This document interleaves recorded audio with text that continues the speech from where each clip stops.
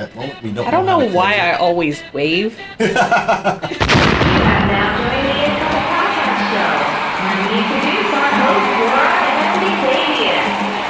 Hello, everyone. This is Laura here. And this is Xavier. Sorry, I just had an itch on. Yes, she just had an itch on her face.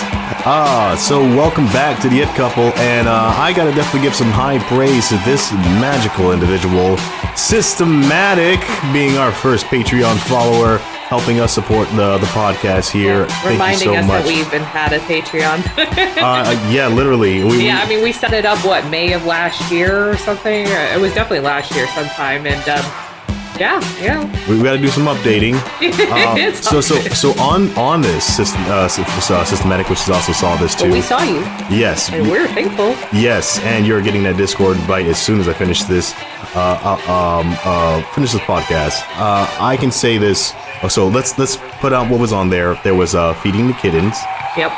Well, we also had an update that we actually had found some people who found happy homes for the kittens. Yep. But we still have our own cat, so we will buy a toy for our own kitten. Yep, he loves laser lights. Those are his favorite.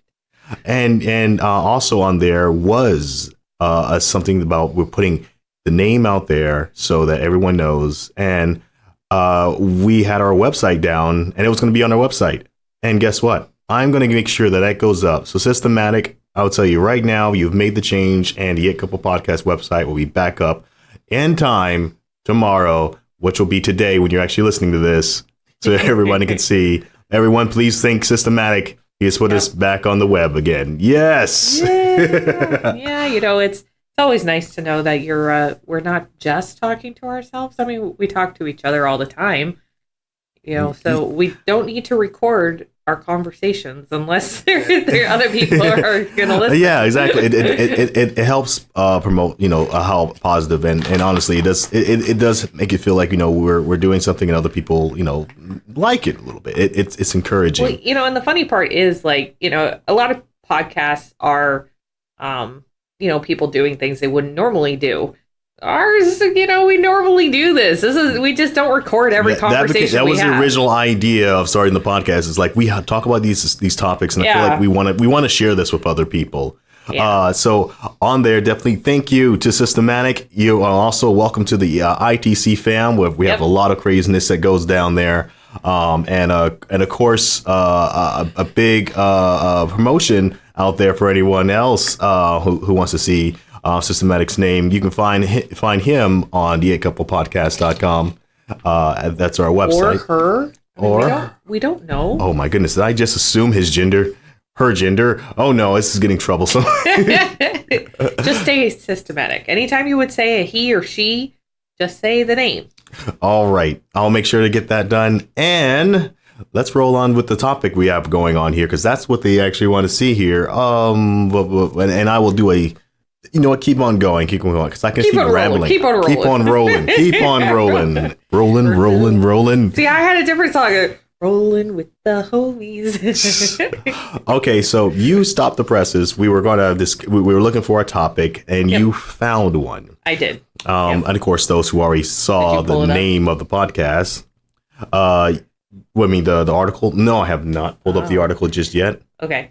So I went and kind of just did a search for, tech news, and something came up, and it was like, oh, hey, cool, there, we can talk about that. So McDonald's has acquired a voice AI known as Apprente. Yes. I love Apprente. So it's in a voice AI system focused on fast food ordering. So picture this. You know how you have your smartphone device, or maybe not your smartphone device, but someone else's smartphone device. Siri, Bixby, Google Home, Google Alexa. Yeah, exactly. There's a lot of them. And just how reliable, they've been, and to everybody. Or not so when reliable. You try to call your girlfriend and your mom comes on the line, that kind of situation. Yeah.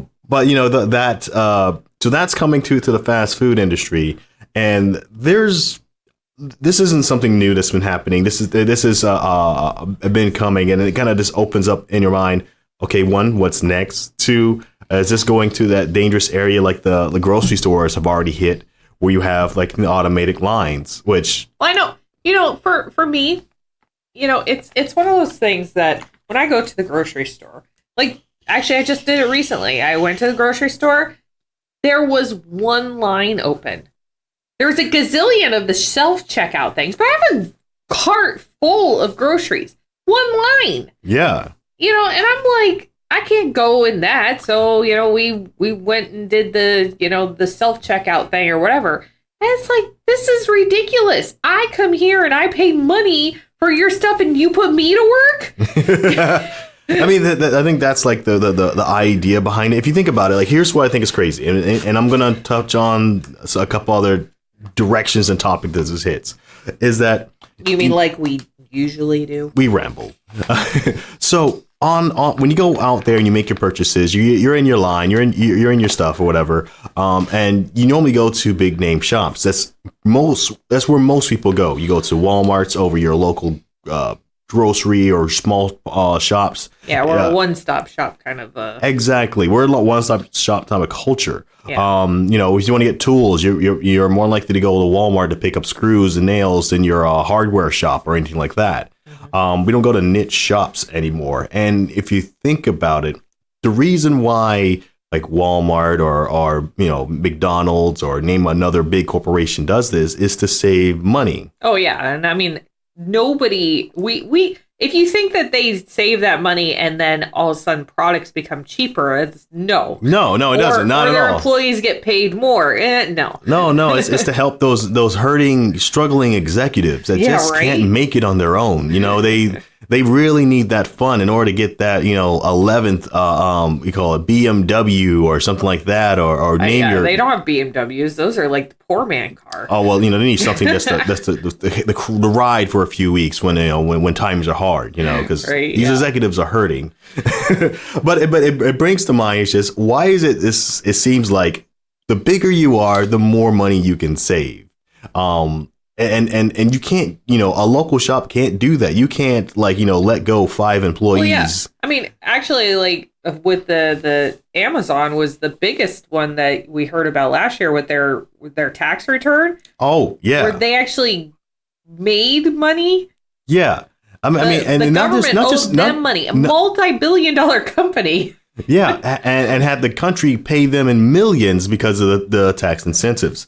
Which of course, you hear that everywhere on like the political stuff and stuff like that. But just imagine if you had to do your taxes and then you got paid so much more money like this. Just imagine getting a percentage of what that was. That's millions of dollars they made back in simply what everybody else normally pays for. Well, I mean, even if we as people paid $0 taxes, we already pay taxes on things that we buy. Mm-hmm. So if we paid $0 worth of taxes, made all of the money that we actually earn from our jobs, oh my God. Oh yeah. The biggest bill you have is taxes. I mean, honestly, I remember I was talking to one person. It was while I was playing VR chat, and it was a kid, and I thought what he said was just so cool. It's like, well, if they have like so many employees, maybe they need to have the money back. That goes back to our employees. Like, that's not how taxes work. Yeah. If you work for the company that had paid $0 in taxes, it doesn't mean that the employees also don't pay taxes. They pay taxes. Yeah. and they don't get a return or anything like that, or a bonus back from the company. They're not obligated, and neither would they feel obligated to give that money back. It's not diverted. It goes to the big wigs for the company to make the big decisions that they're already profiting from. And I guess like my whole thing is like, well, it's a cool idea. I don't hate it. I just wish it was something that one of our shops down here, they make these incredibly large pizzas. I mean, massively large pizzas. So big that when for the birthday party for Alley Cat, we couldn't use the car I drive. I drive a very small car. Yes. Because the pizza would not fit physically in the car. Yeah. This is a specialty shop. You're not going to find this place off the beaten path. Now they're making it by they're scraping it by. They're doing what they can. They're doing it for the love. but in no way these guys are millionaires or, by sticking what they're doing, going to become millionaires. But they could use that savings by having a robot register sitting there or having robots to make pizzas in the back, helping them, save the extra dollar and pinching savings. Those are the people who need it. Yeah. And I'm not saying that, you should try to fund other people, but I do find it funny that it seems like it's a weird game that you play when it comes to the finances. Anyway, what is your take on it? What's the first thing you thought? I went to a whole different direction once you told me that. Well, yeah, you kind of did. See, for me, I was more going into the mindset of, okay, a AI, taking my orders. Like, okay, great. That sounds great in concept and all that. But then I think about every time that I am like, hey, Google, don't turn on. It's turning on. It's turning on right now. It's turning on right now. So anyhow, like every time I say that and I tell it exactly what it is I want, probably about 80% of the time doesn't get it right. Yeah. I don't want 80% of the time when I order my food at a drive-thru for them to get it. I want 100%. I was just thinking this like going up to the drive-thru. Okay, I want a number 8 and number 7. Okay, you want 87. 87 is not a part of our menu. No, I want a number 8 and number 7. 87. 87 is not a part of our menu. Will you stop? Well, and not to mention, everybody has different accents. So is the AI going to, because ours work based upon voice recognition for our voices. It gets accustomed to us. And people think accents, they think different countries of accents. Yeah, no, I mean, just slang different, the way that people in Florida talk is very different from when I go visit my family up in Minnesota. People here in Florida talk different than other people than here in Florida. Yeah. We have craziness all already. We got your New Yorkers that just somehow escaped. We're the melting pot state for sure. Oh, yeah. Everybody comes from everywhere else to either visit Haitian, or Puerto retire. Rican, Cuban. They all land here somewhere. Sometimes they don't escape Florida. There's an internal tornado that keeps you here. Or hurricane. Oh, yes. And also, thank you for a lot of people who actually that did share and that it was good to put that out there. And I still mean it. They're still going to need support. And honestly, for a long time. And, no one's asking anyone to definitely fit the bill because, for everything that's being done. But if you could spare one cup of coffee. Well, even our county, just today, I think it was, they were doing a blood drive for people over in Puerto Rico. Yeah, every little bit helps. I mean, and it's not a bad thing. I mean, think about the things you buy and you waste. Or think about the cup of coffee that you let get cold and you just end up dumping in the trash can. It happens to us all.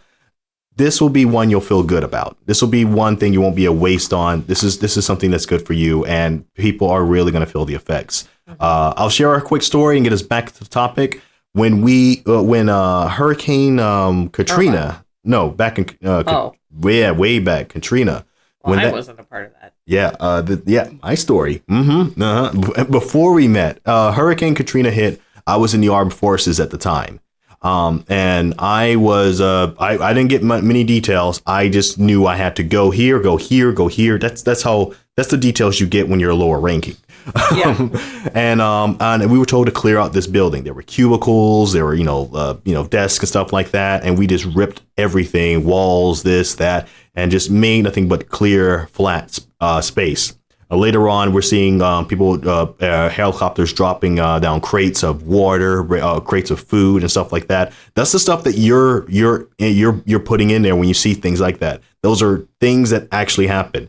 And we started setting up tables and stuff like that. And then we started seeing the buses arrive. And there's these people coming from Katrina. And I remember seeing people wearing literally trash bags for clothing because they didn't have any. Or they had missing essentials. They look like they have been through a rough time.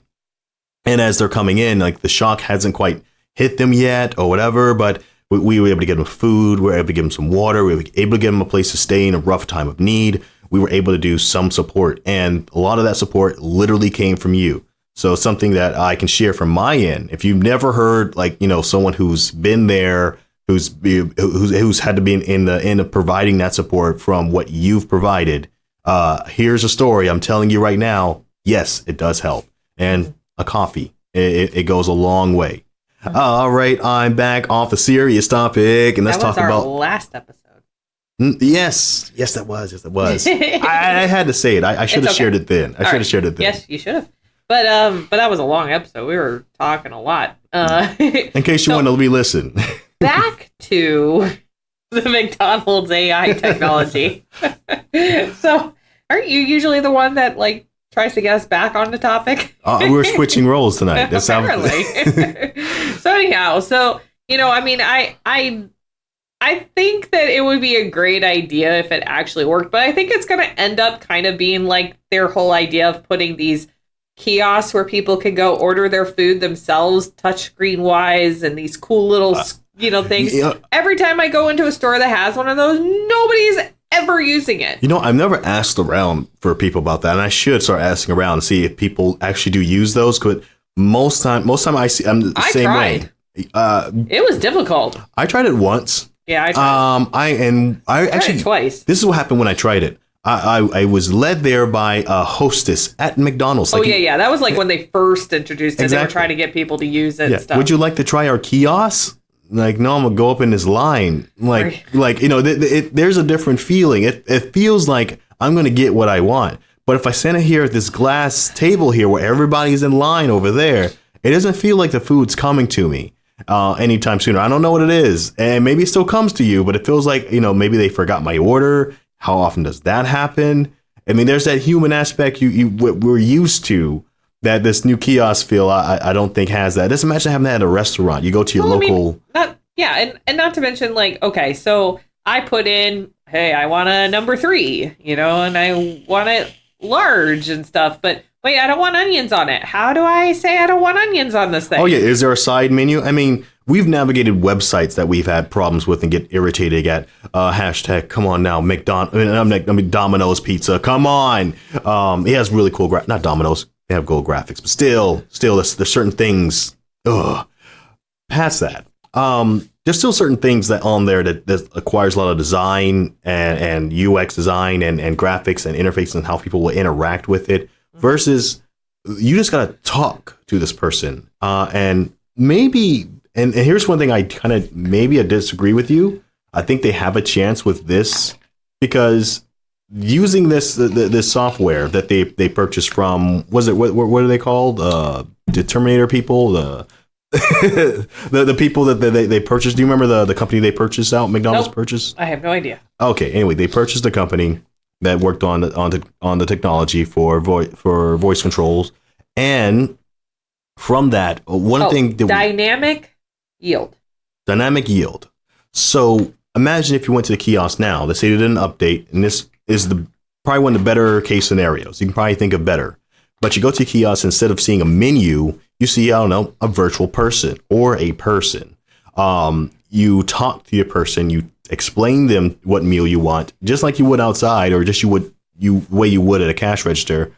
Maybe that's what they're banking on, would make their kiosks more attractive. Maybe that's what would make, ordering with a robot more familiar.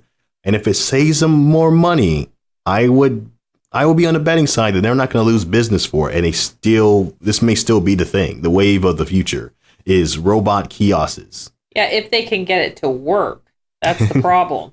I don't know how it's going to work. I think it's great for, maybe for people who don't speak English, and, because, sometimes you run into that, you're visiting from, another country or whatever. Ozzy Osbourne. I'm just going to say it. Ozzy Osbourne, he has the thickest, craziest accent. Like, he's talking, but it sounds like, oh, guys, rock and roll. That guy. Do you know what I'm talking about? Yes. Okay, Ozzy Osbourne. I feel for him in this new situation. Could you imagine Ozzy coming up to a kiosk or driving in his car? His what's a really nice car that he would drive? Anyway, the reallynicecar.com that he would be driving. And is pulling up there, and I've seen it where he literally texts on his phone or what he wants to order, and then shows the person, what in order to get food from fast food restaurants. See, I feel like doing something more like that would be better because you do have maybe people who can't speak or can't get their meaning across. Like, shouldn't they have is this just an audio thing, or is it something that like, hey, I can put up, a screen and you can read it off of that or something like? No, maybe they can do that. Maybe I'm looking on the other side here. Let's say I am a mute. I cannot talk. I am just a mute. I would sit there on my phone, probably open up the McDonald's app, order my food, maybe press somewhere on their button. I am in the building. The food comes out. They call order number 3. It comes up on my phone, and then I grab it. You already can do that. Yeah. Actually, you can do that. So, I guess in a way they still have that as an option. You just have to really promote it, and hopefully that isn't some kind of wall because I don't know. I'd have to talk to people who are more like that. Do they prefer going to restaurants that cater to those needs, or are they okay with just walking in and doing what they would normally do, writing on a piece of paper, handing it to someone? Because at the end of the day, you still get it just as fast. Yeah. And one feels like it's faster. If I'm talking to a person or walking up to a human, and I think the slowest, they're tied with each other, but the slowest drive-thrus I've ever been through, and they have very different reasons for being slow. Okay. So, Chick-fil-A. Oh, God. They move quickly, but their lines are just Chick-fil-A has an insane popularity. My God, yeah. It is cult-like. I know. Like, there's this one Chick-fil-A I go over that's by our Sam's or whatever, and I mean, I don't really eat there. I'm not a huge fan of their chicken. I like their fries. You got other people that's like, oh, blasphemy. How do you not like Chick-fil-A's chicken? I like Wendy's chicken nuggets. They're my favorite. They're yummy. Anywho, so I don't know. It's something about the batter. I'm just not a huge fan of it. But either way, so the thing, but their line, I have to avoid going through that area because the line gets so backed up. It gets out into the road. I've seen them block like the main like a lane on the main road. Yeah, and then you have cars that try to skip and then like drive up so they can scoot in to cut in the middle. So they then they build a second line blocking on the main road. Well, I mean, and not to mention, like, they block the people that are even just parked in the parking lot. Oh, yeah. I mean, I've seen that numerous times, too. It's just, like, it's crazy. So then the other one that is the slowest one I've ever been into is Steak and Shake. And theirs isn't because they have a long line.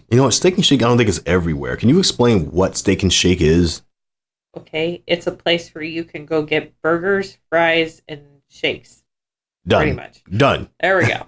It's in the name. It's not kind of like a retro kind of burger and shake kind of place. Yeah, it has that 60s vibe, 70s vibe, that boomer vibe. It has that boomer vibe. Either way, it's yummy. I like it. But their drive-thru is so slow. I've been through their drive-thru twice, and I think both times I was in it for like 20 to 30 minutes. It was like, and not because there was cars. Like, there weren't that many. Oh, okay. Here's something I got to throw out there. We got to get off Chick-fil-A for a second. Do you have some positive experiences using the new automation, get your food, get your groceries technology that we're in today?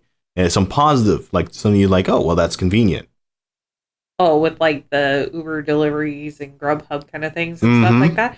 I've tried, I think, all of them at this point. Because each one has a special. And if you have not done it yourself. That's exactly it. I like the first delivery is free. And then after that, I'm like, no, it's not really worth the delivery fee. Hope we don't get in trouble if we ever get future sponsorships. Like, well, we don't want to tell them about that trick or whatever. Like, the first one's free. And then you try this one's free. And then try this one, and this one's free. But eventually you run out of all of them. Yeah. But yeah, no, I mean, I've tried all of them. And I say I've had better experiences with some than others. Not that I would know which ones it was that I actually had those better experiences essentially do the with. same thing. But I know there's been a couple of them that I've ordered ice cream from, and then it comes to us melted. But the yes. And then of course there's that whole if you get your food and it's wrong, and that's happened before to us too. It's like, well, shoot, And then you have the person who's actually like working on that other end. They have to engage that conversation for you. Well, the hard part is like, okay, so if you put it into one of those apps that like, hey, the order was wrong, the person that gets hit is the driver when all they did was go and pick it up. The person who made it wrong was the restaurant I ordered from. Which they don't get hit. Circling back on big corporations or being able to save money somehow, and it's the small people hurting. Like these are the things. Is like, okay, yeah, that. It is kind of messed up. The people who go out there and pick up the food, they're using their own car, still paying for their own car notes, and now while doing your company service, making you money. Yeah. When there's any negative hit, let's not take that driver did something wrong. Like I was talking to some people with delivery services or whatever, and pretty much if they get anything less than 5-star review, so even if they get a 4-star review, it hits them and then they get noticed less and they can't take as many orders. Yeah. It negatively affects their whole job or livelihood there, how much money they make. Oh my goodness, we got to do a topic on just the star system, because it's a broken system that we all love. I mean, 4 stars is still great. Yeah, well, I don't think you should give stars for every aspect of what you're doing. Did you get your food? Was everything all right? Good. But then again, is that the fault of the driver for the service? Is it the fault of the restaurant, or is it the fault of the service, the app? If you've never used one of these apps, the way it works, I go to the app, I pick which restaurant I want that's in their app system. I say, okay, and I order whatever is in there. They don't always have their full menu available. Sometimes there's only specific items that they have available for the delivery service thing. So, I choose what I want. I click order, and voila, order gets sent to said restaurant, which they have like some sort of system there that then it's like, hey, well, you've got this. It's like a software kind of thing that's added to them somewhere in there. I don't know exactly how that works. I just know they have it pop up somewhere. Yeah. They get my order. Great. Then, okay, order is ready, or is being worked on. And so then therefore a driver gets contacted. Okay, order will be ready for pickup at this point. So then said driver go to that restaurant around that time and gets the order. A lot of times these bags are actually stapled shut or, whatever. They're just meant to kind of grab it, pick it up. Food. Yeah, they're meant to grab it, pick it up, and bring it to you. Some of them probably try to check and things like that, but, it's a time thing, so they don't always check it because it should be right? Yeah. They got my order. So then the driver brings it to my house and, and I get it and voila. But yeah, there are things that happen in where, it's not always right. And if you think about it, a lot of these are kind of sloppily put together. So one, drivers getting kind of hit for most of these infractions or stuff that happens, right? Yeah, if the food isn't quite ready, they have to wait for it. Mm-hmm. There's been some too where it's like they set up the system with the restaurant, but they don't get orders a lot. Yeah. So they don't know what that's what I wanted to hit on. A lot of these restaurants, they find like, oh, there's this app that can provide a service where we can send our food out and make more money. Yes. And we were in a similar situation. We had bar games in our lives. Bar games was a place that, our family had kind of created. Bars, games, self-explanatory. And we sent some people out every now and then to go pick up orders, but we sent them out. They were employees of ours to then go out there, send food back and forth. Yep. And they get to save a buck on that. But here's the problem. Since everybody's kind of jumping into that, they're not like, I don't know, most of the pizza restaurants. Yep. There's a reason why they use cardboard to deliver it. So when you open up your pizza, you have essentially what came out of the oven. When if the pizza was wrapped up in styrofoam, expect a pretty soggy pizza, or wrapped up in, I don't know, a paper, plastic, or some kind of weird material. Expect it to not be the same way. So since these restaurants don't understand or didn't put forth the effort, or that doesn't come in their mind. I remember one time, when the first time we used it, we got back some soggy Chinese food. Yeah. Not exactly the best way to get an egg roll. But it was soggy because it was heated up, put into a styrofoam box, stuck in somebody's back of the car, with a plastic bag, finally given to us. We open it up, and it's just condensations all around the inside of it. Yeah. Or, we've gotten stuff that's like cold completely. Or with our ice cream where it was melted completely. Yeah, and we've had good experiences with them too. Mm-hmm. So. Well, I guess one I'm pointing out to that is that's one of the reasons we would look at that and go like, I don't really like this, so I don't like this food. Boom, that doesn't go to the restaurant; it goes to the driver. And and I wish there was a better way to do that. But then again, there you have it. Okay, going into the automation, I kind of wonder how far this goes, because just like the food, there's the Uber Eats, and many other like it. Well, I've heard talk about some fast food restaurants. I think it might have been McDonald's too, wanting to make these robotic things that make burgers. Or yes, Robo Burger. Now we're finally getting to the title. I have no idea what you titled it. So going into the Robo Burger, go ahead. Oh, that's about all I know. Anyway, I remember seeing this a while back too, and maybe some other people remember hunting the internet and seeing these robo patties. And basically, all it does is pretty much a assembly line making a burger. It pops a patty in, pops the cheese sauce, lettuce, and everything else that goes on a patty, cooks it at the right amount, and then prints out a burger for you. You order this burger, it puts out this in a timely manner. So can you input hey, I don't want lettuce in this burger? Then your meal will come out through the queue and it'll have minus lettuce, and it won't get lettuce. So yes. Oh. Yeah. So there you go. All done for you. If you do it online, it should be perfect. You're going robot to robot. Assembly line, like cars, but for burgers. Yeah.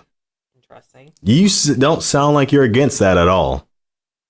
I mean, the thing is, the restaurant industry hasn't really changed all that much in, a long time. Okay. So I think I'm not against improving things and making it better.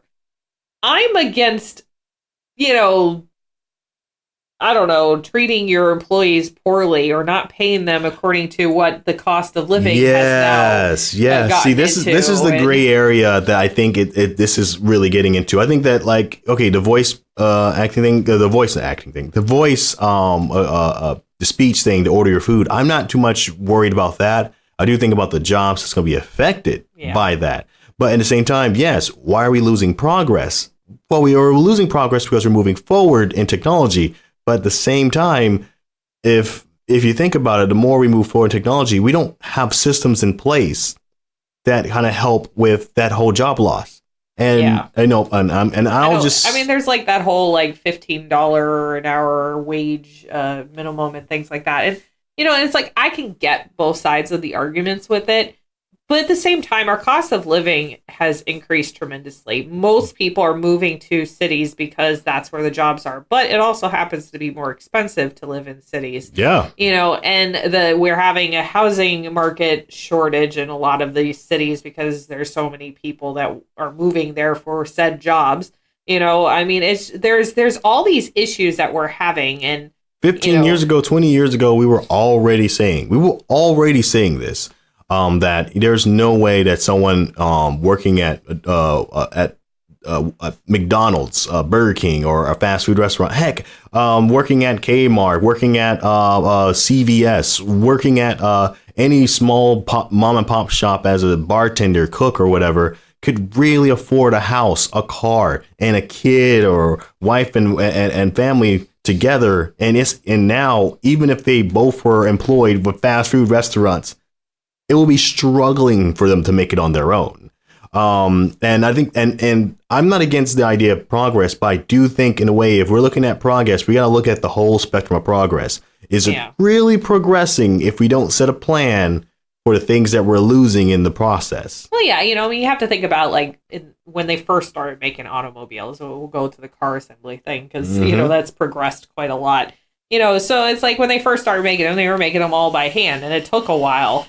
And then eventually they moved into the assembly line thing, and certainly there were people that because of that movement, because of that technology, they lost their jobs. But, at the same time, new jobs were created in, people taking care of the mechanical part of the assembly line, making sure things are still going. Cause I mean, things can glitch, it's and to add to that too. I mean, like, even though we have new jobs created from those fields, a lot of those new jobs, you would need over 100 people to run a car assembly line factory. Now you need maybe 30 or 40, maybe 50 engineers to really run it properly. And not every single one of them is working on the same thing. So very specialized jobs. But it's allowed cars to be cheaper. It's allowed us to have, more options. They're safer. You're not, you're not as crashy as you used to be. Crashy is now a word that I'm going to put out there. So, I mean, there are good things to progression, but we have to be able to have things in place that protect people too, because we need people, and there are people, and it's not okay for, so many people to not be able to live, off of. What one thing I would love for that, I don't think it'll be equivalent to, but it'll be something that I wish was out there more and people would fight for a little bit more. Here, let me get on my soapbox just for a little bit. What I really wish is that we can make art itself, you designing, you creating, you putting something out there that no one has ever seen before, something unique, more monetizable for people. I mean, it's one thing that I think that most people have a drive to do in some way, shape, and form. If an avenue for working for a job is closed out back in the 80s and 70s, you'd sit on the side corner, grab a guitar and make some money on the side, maybe get discovered or try to help for that goal to try to make something out of yourself. Yeah. And I feel like, not that it's gotten worse. I don't think it's progressed in any way. And I feel like it has progressed because we have online stuff. But at the same time, I mean, but the online world is so saturated now that it's hard to get noticed even that way. So yeah, I get what you're saying. I mean, more small business loans or things like that, to help people create those dreams that they want to create, and maybe actually. I mean, we've looked at before, because we're both veterans, we've looked at the idea of getting a franchise or whatever, but I mean, not a single one of them are affordable for someone who, if you got out the military and you were handed $1 million, maybe you could probably get one of these, from what they're offering. If you had left somehow with multi-million dollars, then still you couldn't get them all. But you can still probably get some of those opportunities they were going for. But a lot of these, and the part that gets me is that they treat it like you're not working hard enough. Or if you work really hard, you can't work really hard and get $1 million. That doesn't happen. You can't just cut everybody's grass in the city and at the turn of a week make $1 million. I kept cutting and there's no way you simply work hard. You have connections, you have leverage, you have help. And assistance in order to get there. And people just don't have that. And I think that in a way that's something that, a certain system could provide. Help, assistance, something given together, some really good forces to band together. I feel like brains smarter than us could, try to figure out a way to do that. I mean, there's people in the economic world who, that they create those kind of YouTube scenarios. is probably the closest I can think of it as a prime example of kind of setting that. Now, they have some problems, and yes, they're true. Podcast has helped a lot of people out too, but it's a way that you can put out something out there creatively and, maybe get some monetization from it, some money from it. And I mean, by monetization, I mean a systematic way of getting some income into your pockets. So you can do what you like. But if all the regular jobs, because I remember they would tell it it's a common line that's still used, go get a regular job. Your regular jobs don't exist from what you were thinking they were. Your regular job, if you went back in time 10 years ago, they've changed. 10 years before that, they've changed. And 10 years before that, they've changed. I mean, in a regular job these days, most people would agree that they're not as guaranteed as they used to be, or as stable as they used to be. You know what's something that's rare to find? Someone who went to college and is working in the field that they went to college for. That's actually something rare to find. And then there's a lot of people who went to college. Maybe they didn't get into what they wanted to get into, then found out there's this other passion that they require more college to get. and that the college already costs so much money. It's like this system is broken in so many ways. Now, I'm not asking the fast food industry to help on that, but we need somebody. And I think that that's the problem is we don't have another industry like, well, this happens. Technology grows and then, people will lose their jobs, but at least we have blank. Yeah. That's what we're missing. We're missing the blank part of this. So if we're going to get our chicken tenders. I will never say we should stop progressing with technology with anything. It's like I think that progression is helpful. That's why it's like I really wish it would be so much easier for people to do the whole electric car thing or something. But there's so many barriers to, certain advances. It's just crazy. Remember the story you were telling me about the people that were like beating up cars that were for the Uber automatic cars, and they were like beating down windshields or throwing rocks at them and stuff like that. Oh yeah, like if you had the pink mustache for Lyft on there and stuff, that they had to actually start taking those things off for. Because it became very dangerous. But that's an advancement, and the only reason why people are rejecting it. And granted, I think that's a bad thing. That's a bad thing. Don't do that. Yeah. But at the same time, I do see where people are coming from. They were working this job. They did have their tag for being a taxi man, which which is like a little badge of honor to have that. To then have Uber come right next to you, and like, haha, I can now pick up people too. The problem is we don't have blank. When this happens, it's okay. We'll be all right. It's some way you can tell your family, hey, this happened, so I've been let go. But don't worry, we have blank. And for people who don't worry part does not usually follow the whole I was let go for my job. Yeah, and there's other countries that I'm not saying they do an awesome job at it, but they do have a blank where they fill things in. Don't worry, I have this. It's job assistance. We have unemployment, but our unemployment sucks. If you want to feel like holy crap, we need to change things. Look at our unemployment system, and then look at any other developed country out there, any of them, and see and just weep a little bit. I think Germany. I remember reading it, and this is Germany. Germany, I believe after you get unemployment, I think they give you almost a full year of pay so you can get yourself back up on your feet. And then if you still can't, there's still a way that you could also get another 6 months to another year of unemployment. And the crazy part was too, like, I remember when I was looking into it and stuff, that in our area, unemployment, you have you qualify for unemployment, but then you have to wait to be able to prove that you can get the food stamps part. Like, you had to prove that you weren't making the money anymore. And then even once you were able to prove that, it might take a month for you to get the benefits. And this is food. Yeah. Full disclosure here. I don't like sharing like everything about my life here, but here's something I'll throw out there. So I recently got let go from a contract position, and it wasn't because I was a bad boy, did something, horrible. It was on good terms. It was just, there wasn't enough work for me to do anymore. It was just how that worked out. And I lost my position, which it's fine. I did have some credentials and stuff like that to get back on my feet, so I was okay.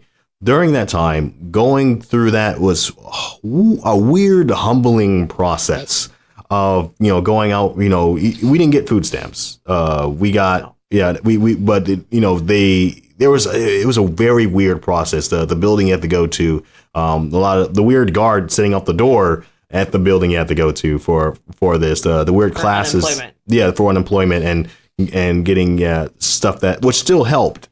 Yeah, we had a little bit of money in reserve, for an emergency, which there was. Yeah. If you're in contracting, please do that. Not much, but we did have some. Yeah. But big word. Yeah, definitely like save up. I would say at least for a year, save up 20% on the side if you can. Lower it, but just keep saving it because you never know. They say that an emergency fund, a true emergency fund, you should save 3 to 6 months worth of your bills, so expenses. Not necessarily what you're currently making, but calculate your expenses and save 3 to 6 months worth of that. And that should be your emergency fund.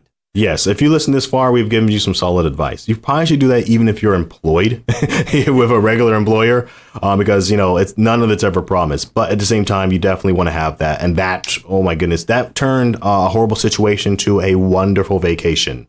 I was let go. I don't know how wonderful. I mean, it was great spending time with you. You were stressed. I was like, oh, freedom. Yes. Yes. Oh my goodness. Feeling on cloud nine. So a horrible situation to be feeling wonderful about.